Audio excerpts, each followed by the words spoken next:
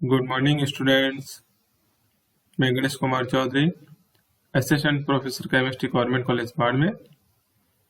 BSc second year की last class में unit 4 का topic concept of acid and base complete कर दिया था। आज की क्लास में मैं इसी यूनिट 4 का नेक्स्ट टॉपिक है नॉन एक्वस सॉल्वेंट यानी अजलीय विलायक, आज से शुरुआत करता हूं। तो सबसे पहले अजलीय विलायक क्या होते हैं? ऐसे विलायक जो जल विहीन हो या जो जल की भांति अन्य पदार्थों को अपने में घोलने की क्षमता रखते हो, अजलीय विलायक कहलाते हैं। यानी ऐसे विलायक जो जल विहीन है, अर्थात जल नहीं है उनमें उपस्थित, लेकिन जल की तरह ही अन्य पदार्थों को अपने अंदर घोलने की क्षमता रखते हैं, ऐसे ही विलायक अजलीय विलायक यानी नॉन एक्वस सॉल्वेंट कहलाते हैं। उदाहरण के लिए यहाँ पे द्रव अमोनिया, द्रव सल्फर डाइऑक्साइड और द्रव हाइड्रोजन फ्लोराइड, कुछ एग्जाम्पल है इनके। जो जल विहीन है यानी इसमें जल उपस्थित नहीं है, लेकिन ये जल की तरह ही अन्य पदार्थों को अपने अंदर घोलने की क्षमता रखते हैं, ये अजलीय विलायकों के कुछ एग्जाम्पल है। आपके सिलेबस में यहाँ द्रव अमोनिया और द्रव सल्फर डाइऑक्साइड है, लेकिन इन द्रव अमोनिया और द्रव सल्फर डाइऑक्साइड पर डिस्कस करेंगे। उससे पहले विलायकों का वर्गीकरण जो है उस पर डिस्कस करते हैं। इनऑर्गेनिक केमिस्ट्री में विलायकों का वर्गीकरण किस प्रकार से किया गया है? तो विलायकों का वर्गीकरण उनके भौतिक एवं रासायनिक गुणों के आधार पर किया जाता है। या सबसे पहला आधार यहाँ पे है प्रोटॉन दाता अथवा प्रोटॉन ग्राही गुण के आधार पर वर्गीकरण, classification on the basis of proton donor और प्रोटॉन एक्सेप्टर प्रॉपर्टीज। यानी प्रोटॉन डोनर और प्रोटॉन एक्सेप्टर जो प्रॉपर्टी है उसके आधार पर इनका क्लासिफिकेशन किस प्रकार से किया गया है। तो इस आधार पर इन विलायकों को 3 वर्गों में बांटा गया है। सबसे पहला है प्रोटोनिक या प्रोटिक विलायक। क्लासिफिकेशन फर्स्ट टाइप का, और उसमें भी फर्स्ट टाइप ये है प्रोटोनिक या प्रोटिक विलायक। ऐसे विलायकों में हाइड्रोजन परमाणु उपस्थित रहता है, यानी ऐसे विलायक होंगे जिनमें हाइड्रोजन परमाणु उपस्थित ही रहेगा, अनिवार्य है। ऐसे विलायकों में 2 प्रकार के गुण पाए जाते हैं। या तो इनमें प्रोटॉन दान यानी प्रोटॉन को डोनेट करने की क्षमता होती है, अथवा प्रोटॉन ग्रहण यानी प्रोटॉन को एक्सेप्ट करने की क्षमता होती है। तो ये 2 गुण इनमें दोनों में से कोई एक गुण पाया जाता है, या तो प्रोटॉन को दान करेंगे या प्रोटॉन को ग्रहण करेंगे। ऐसे विलायक 2 प्रकार के होते हैं, यानी कि जो प्रोटोनिक या प्रोटिक विलायक है वो भी आगे 2 भागों में बांटे गए, जिनमें से फर्स्ट है अम्लीय या प्रोटोजेनिक विलायक, एसिडिक जिसको, या प्रोटोजेनिक सॉल्वेंट कहते हैं। ऐसे विलायक जिनमें प्रोटॉन दान करने की क्षमता होती है, अर्थात ये प्रोटॉन देते हैं, प्रोटॉन डोनेट करते हैं, ऐसे विलायक होंगे वो अम्लीय होंगे या प्रोटोजेनिक विलायक कहलाते हैं। एसिड बेस कंसेप्ट में ब्रॉन्टेस्ट एंड लोरी की जो कंसेप्ट था उसके अनुसार वे पदार्थ जो H+ आयन यानी प्रोटॉन देते हैं, प्रोटॉन डोनर होते हैं, अम्ल कहलाते हैं। तो उसी आधार पर यहाँ पे ये जो प्रोटॉन देने वाले जो विलायक हैं वो अम्लीय विलायक होंगे। जैसे यहाँ पे सल्फ्यूरिक अम्ल है, इसमें प्रोटॉन उपस्थित है, प्रोटॉन देते हैं, इसलिए अम्लीय विलायक है। HF हाइड्रोजन फ्लोराइड है, HCN है, HCl है और एसिटिक एसिड है। ये ऐसे विलायक हैं जो प्रोटॉन दान करते हैं, अर्थात प्रोटोजेनिक विलायक कहलाते हैं। नेक्स्ट जो सेकंड टाइप के विलायक हैं, इसमें वो क्षारीय या प्रोटोफिलिक विलायक, जस्ट उससे उल्टे हैं, विपरीत एक तरह की प्रॉपर्टी इनकी।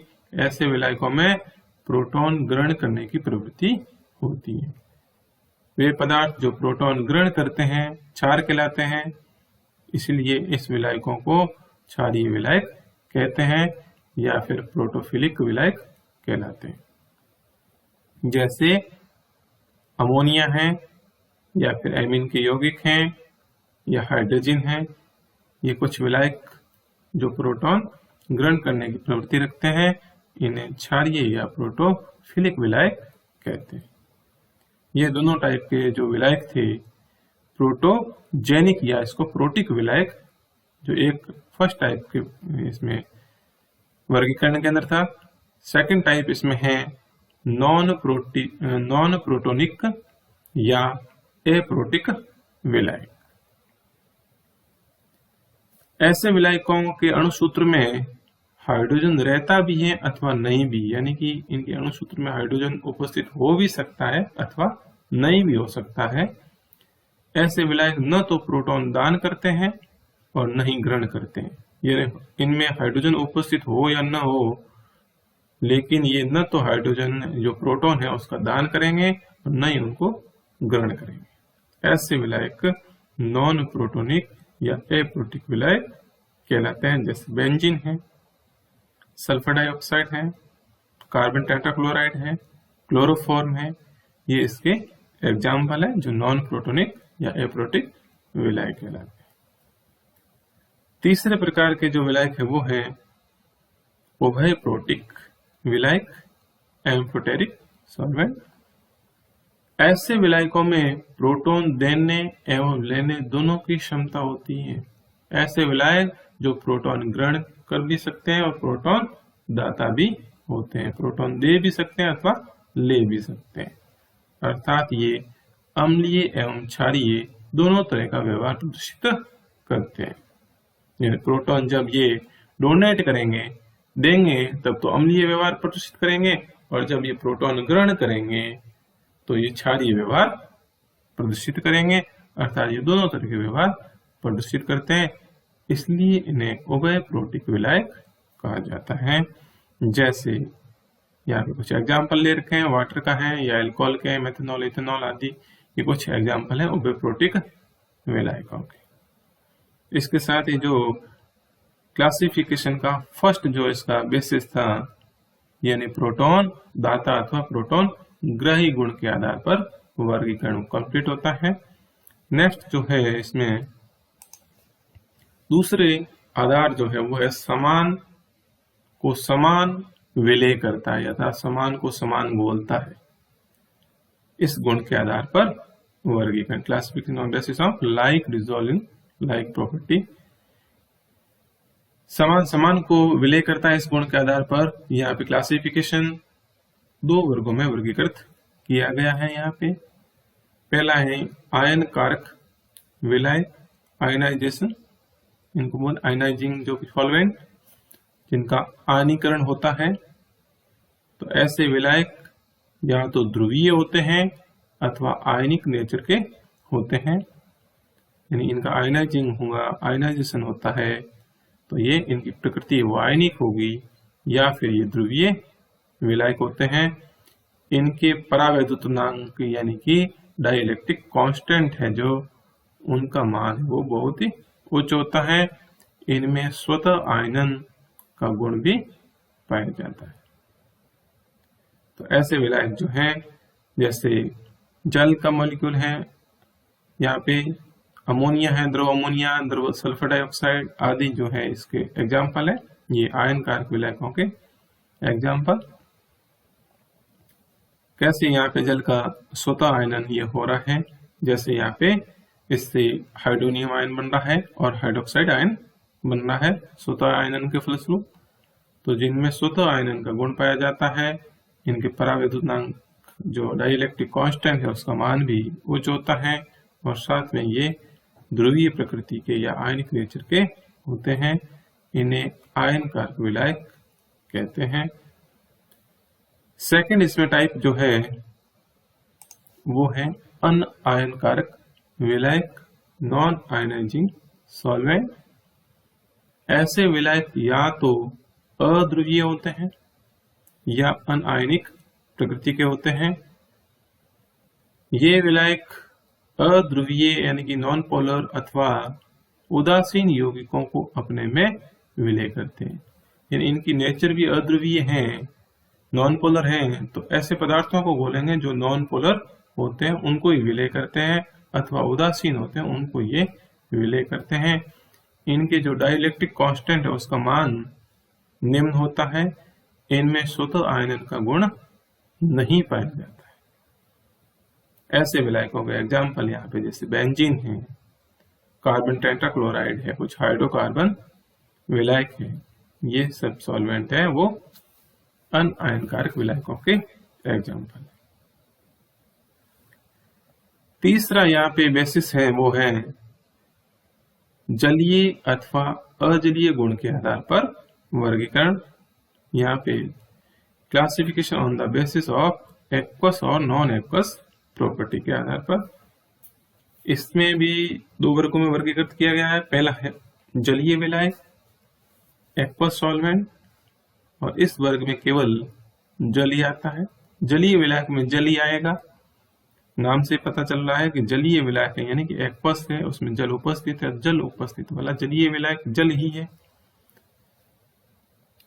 और नेक्स्ट यहाँ पे आता है अजलीय विलायक यानी कि नॉन एक्वस सॉल्वेंट, जो अपने इस टॉपिक का मेन हेडिंग और इसके ऊपर भी अपन डिस्कस करना है आगे भी। अजलीय विलायक जल के अतिरिक्त अन्य समस्त विलायक इस वर्ग में आते हैं। यानी जल के अलावा जो भी विलायक होंगे वो सब के सब अजलीय विलायक ये होते हैं। वैसे तो अध्रुवीय कार्बनिक विलायक भी इसी वर्ग में आते हैं, यानी कि अध्रुवीय जो कार्बनिक विलायक है बेंजीन, और बेंजीन की जो फैमिली के जो विलायक हैं वो भी इसी वर्ग के अंदर आते हैं। लेकिन विलायक जो कि कार्बनिक अभिक्रियाओं के लिए ही महत्वपूर्ण हैं, अतः अकार्बनिक रासायनिक ये जो हैं इस वर्ग के अंतर्गत केवल उन विलायकों का अध्ययन करते हैं जो जल नहीं है लेकिन जल की भांति स्वतः आयनित होकर धनायन व ऋणायन बनाते हैं। यानी यहाँ पे जो इनऑर्गेनिक साइंटिस्ट है वो इनऑर्गेनिक के अंदर यहाँ पे इन अकार्बनिक जो विज्ञान है उसमें या केवल केवल उन विलायकों को अध्ययन करते हैं जो जल नहीं है लेकिन जल की भांति स्वतः आयनित होकर धनायन और ऋणायन देते हैं, उन्हीं को यहाँ पे अजलीय यानी नॉन एक्वस सॉल्वेंट माना हुआ है और उनके ऊपर यहाँ पे डिस्कस किया जाता है। जल के स्वतः आयनन होने पर हाइड्रोनियम आयन और हाइड्रोक्साइड आयन बनते हैं। इसे विलायक की मूल अवधारणा कहा जाता है। जैसे यहाँ पे अजलीय विलायकों के कुछ एग्जाम्पल द्रव अमोनिया है, ये द्रव सल्फर डाइऑक्साइड, द्रव हाइड्रोजन फ्लोराइड। तो यहाँ इनका स्वतः आयनन इस प्रकार से हो रहा है, जैसे यहाँ अमोनिया का स्वतः आयनन अमोनियम आयन बन रहा है, एमाइड आयन बन रहा है। इस प्रकार यहाँ पे सल्फर डाइऑक्साइड का भी स्वतः आयनन होता है। तो इनमें स्वतः आयनन का गुण पाया जाता है और ये धनायन और ऋणायन, इसे स्वतः आयनन के फलस्वरूप धनायन और ऋणायन बनते हैं। इसलिए ये अजलीय विलायकों की श्रेणी में है और इनको यहाँ पे अकार्बनिक रसायन विज्ञान के अंदर अजलीय विलायकों के अंदर केवल उन्हीं विलायकों को ही अध्ययन करते हैं जिनका स्वतः आयनन होता है और जो धनायन और ऋणायन देते हैं और जल नहीं है। तो आपके सिलेबस में यहाँ पे दो टॉपिक यहाँ पे, यानी एक तो द्रव अमोनिया का और दूसरा द्रव सल्फर डाइऑक्साइड का है। उनकी क्या प्रॉपर्टीज हैं उनके ऊपर मैं आगे नेक्स्ट क्लास के अंदर डिस्कस करूंगा। Thank you.